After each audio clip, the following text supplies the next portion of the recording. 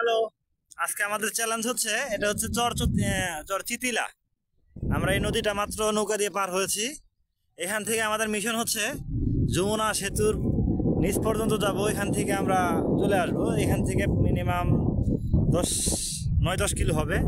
চরের ভিতর দিয়ে হেঁটে আমাদের এটা একটা চ্যালেঞ্জ। প্রথম চ্যালেঞ্জ কি অ্যাকসেপ্ট করা সম্ভব? হ্যাঁ, সম্ভব। আচ্ছা, ঠিক আছে, দেখা যাক। আমরা চলতেছি। আল্লাহ হাফেজ, দোয়া করবেন। আমরা শেষ করে আবার ভিডিও দিব। যাই হোক, বুঝতেই পারছেন আজকের আমাদের অ্যাডভেঞ্চারটা অত্যন্ত চমৎকার হতে চলছে এবং কি এটা একটা চ্যালেঞ্জ হতে চলছে, যেটা আমরা প্রথমে তো বুঝতে পারি নাই। সেটা হচ্ছে যে আর এখানে কিন্তু নদীর আশেপাশ দিয়ে এই যে বিশাল বিশাল সারস পাখিগুলি যেহেতু দূরে আছে, কাছে গেলে ওরা উড়াল দিচ্ছে। আমরা দূর থেকেই এই সারস পাখিগুলির ভিডিও নেওয়ার চেষ্টা করব। আর ওই দেখেন উড়ে যাচ্ছে। আসলে এই সারস পাখিগুলো কিন্তু অনেক সুন্দর, অনেক চমৎকার, অনেক বড় বড়।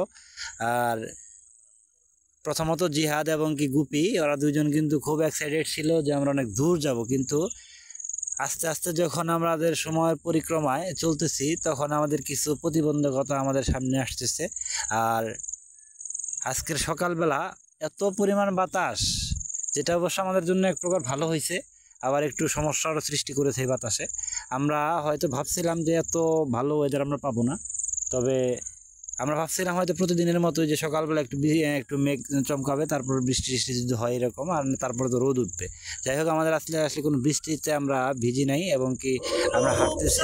আমাদের প্রায় যেহেতু 10 কিলোর জার্নি, আর এই চরের ভিতর দিয়ে নদী পথ পাড়ি দিতে হবে, মোহনা পাড়ি দিতে হবে। আসলে একটা কঠিন জায়গায় আমাদের জার্নিটা প্রায় 20 মিনিট যাওয়ার কথা। আর এর মধ্যে আমরা এত সুন্দর একটা জায়গা এখানে এসে পৌঁছেছি। আর পিছনে ওই যে জিহাদ গুপি, ওরা কিন্তু ছবি তোলা নিয়ে ব্যস্ত। যাই হোক, আমরা সামনে আমাদের একটা মোহনা আছে, এখানে দুই নদীর মোহনা। এটা নৌকা না পেলে অবশ্য সাঁতরায় পার হইতে হবে। যাই হোক, আমাদের প্রিপারেশন আছে, আমরা পার হবো। থাকেন, আমরা এটা শেষ করবো, ইনশাল্লাহ চ্যালেঞ্জ শেষ করবো।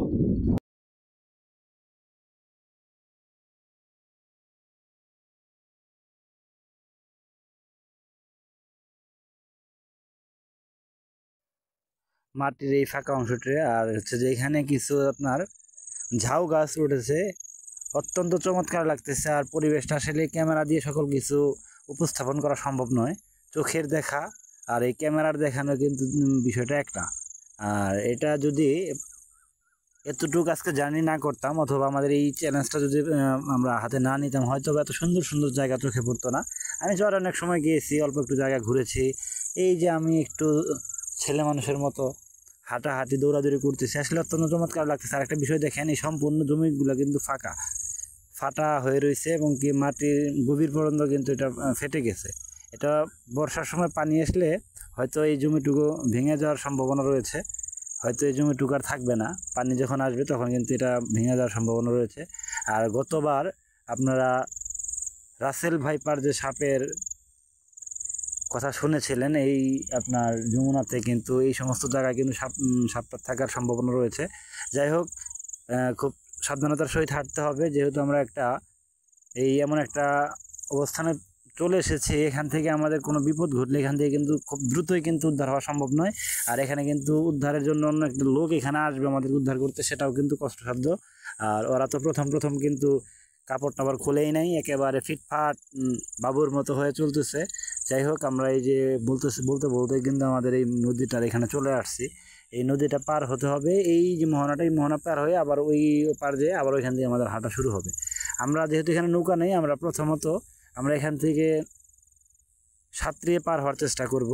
যে কারণে আমরা অলরেডি প্রিপারেশন নিচ্ছি। আমার তো প্রিপারেশন আগে থেকে, যে আমি আজকে যাই হোক যেভাবে হোক যাবো, ওরা আসলে কাপড় টাপড় খুলতেছে যায় এখান থেকে সাঁতরে পার হওয়া যায় কিনা, সেই আঙ্গিকেই আমি আস্তে আস্তে নেমে যাচ্ছি।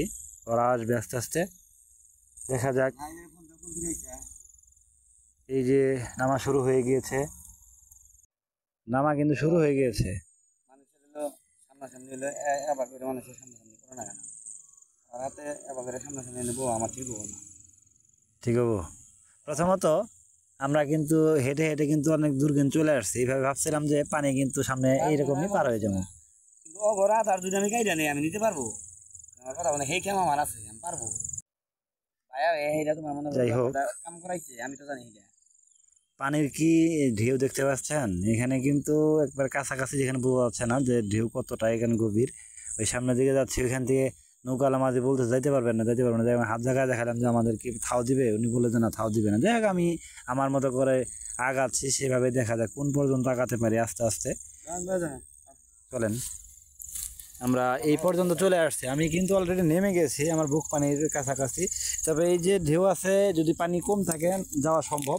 ওরাও কিন্তু আসতেছে, কিন্তু সময়ের পরিক্রমায় কিন্তু পানি বাড়ছে, এটা কিন্তু একটা উদ্বেগের কারণ। কারণ যে পরিমাণ ঢেউ আর হচ্ছে যে আপনার স্রোতে রয়েছে বিপরীতমুখী ঢেউ, সেই কারণে কিন্তু ওই স্রোতেও কিন্তু লাভ হচ্ছে না, ঢেউটা কিন্তু আস্তে আস্তে বাড়ছে। এটা একটা উদ্বেগের বিষয় যে সামনে তো আরো অনেক দূর। ওরাও আসছে, ওদেরকে ভাবলাম যে ওদেরকে একটু ভিডিও করে দেখাই। যাই হোক, ওরাও চলে আসতেছে ভাই। ওই যে ওরা আসতেছে, ওরা কিন্তু আপনার শুটও পড়ছিল, ওগুলো হাতে করে নিচ্ছে। যাই হোক, তবে অত্যন্ত চমৎকার এই পানিতে। আসলেই আমার সারাটা দিন আমরা কিন্তু পানিতে এভাবে ভিজেছি, বারবার নদীতে নেমেছি, বারবার সাঁতরিয়েছি, এইভাবেই চলতেছে।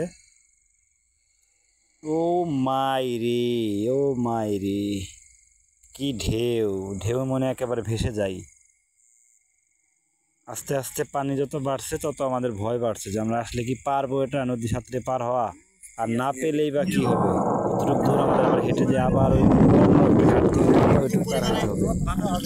যার কারণে আসলে যাওয়াটা কষ্ট। আমরা এই পর্যন্ত চলে আসছিলাম, তো মনে হচ্ছে না পার হতে পারবো। এই ঢেউ কিন্তু মাথা নষ্ট করে দিবে আপনার। যমুনাতে এত বড় বড় ঢেউ এটা আমি কখনো দেখিনি আজকের আগে। যাই হোক, আজকে আমার একটা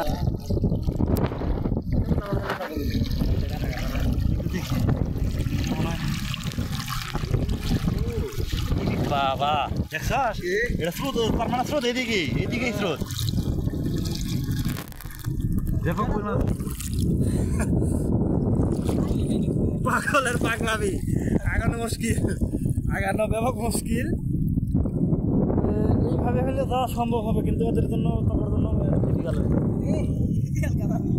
ওয়েট করতে হবো। আমরা ওইখানে যাইতে হবো, ওইখানে যাইয়া নদী পার হইতে হবো। চল, এদিক দেওয়া সম্ভব না, আর সে সাঁতরায় নদী পার হওয়া সম্ভব হবে না। আমরা ট্রাই করছিলাম, যেখানে ব্যর্থ হয়ে গেছি, আমরা আবার নৌকায় উঠবো এখন। ওই যেখানে ওই এক ঘাটে ওই নৌকা পাওয়া যাবে আশা করি।